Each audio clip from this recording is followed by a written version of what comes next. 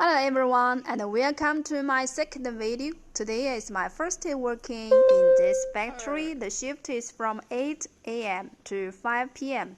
Now I arrive at the industry park and now walk into the office and start to get into the elevator. Next to door to the office is the production floor, that is our workshop.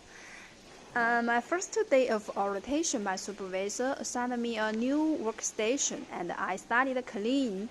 After that, the onboarding process began. I began to learn the product. This is our website, made in China. We show the company and the products.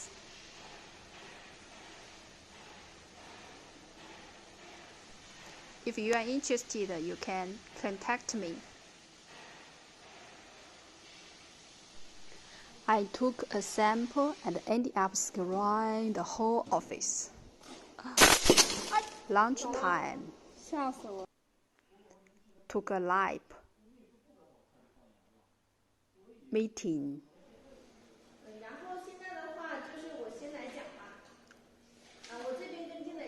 Off work, I'm going home.